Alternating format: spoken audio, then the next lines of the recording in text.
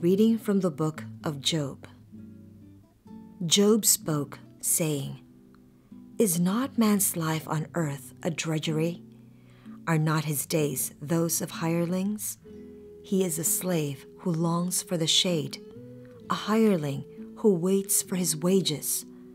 So I have been assigned months of misery, and troubled nights have been allotted to me. If in bed I say, 'When shall I arise?' then the night drags on. I am filled with restlessness until the dawn. My days are swifter than a weaver's shuttle. They come to an end without hope. Remember that my life is like the wind. I shall not see happiness again." The word of the Lord. Our first reading for this Sunday, which happens to be Pro-Life Sunday, comes from the book of Job. Now, listening to Job, I begin to wonder how many people right now, even as we speak, how many of them can resonate with Job? How many of them could take the words of Job and say, "Hey Job, thank you. You're expressing our experience of life." But it is not an encouraging experience of life. And that's why we want to confront this. It is part of the experience of Job, a holy man who was afflicted with so much suffering. Yet we know the ending of his story. He was humble, he continued trusting in God, and at the end of his life, which was a bit tortuous, he was greatly blessed because he remained faithful to God. But in this portion of the book of Job, we find him describing life as a drudgery. Oh, it is a life of distasteful work. He compares life to that of being a slave, a hired person. You labor and you just wait for your pay. And is that the meaning of life? And even if you get paid, what does it contribute to you? Your nights are still restless. You are like a person going to bed asking, "When will the sun rise?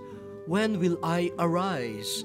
Will I ever wake up to see another morning?" And so even the nights that are supposed to be devoted to rest are spent in restlessness, the lack of rest. And then he says, your life passes so quickly, so swiftly, that you are laboring in pain and sorrow, and then you are restless, and before you know it, this life is over. And how many people, according to Job, end their lives without any hope, without any sense that their existence here on earth had a meaning, had a direction. I say, maybe many people facing tribulations in life can say with Job, yes, life is a heavy burden. Life is a never-ending restlessness. But it is to people like Job that God listens. He listens to them. And if they cling to the life-giving word at a proper time, at God's time, they discover what true life means. My dear brothers and sisters, especially those of you who experienced life the way Job did, please do not fall into despair. In prayer, you may voice to God your concerns, your lament. That is part of prayer. That is part of the prayer of Job. But he prayed. He did not cut off his relationship with God. The more life became heavy, the more he prayed.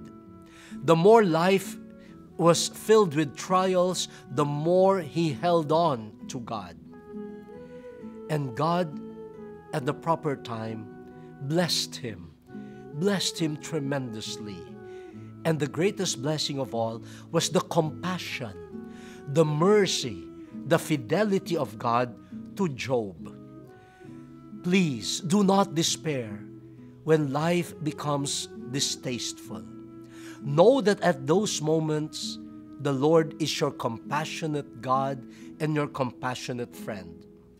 I know that some people decide to kill themselves, to end their lives, because they say life, after all, has no meaning. And the sad reality too, some people have decided to destroy the lives of the unborn. And some of them justify it by saying, we don't want these innocent children to experience the pains of life. So while they are not yet born, let us terminate their lives. No, you are missing the point. The first reading is a great challenge to us. And I'm asking you to wait for the next two readings. What is life all about? And what is God's stance to life? And how will God deal with people who find life a heavy burden? We will find the response in the next two readings.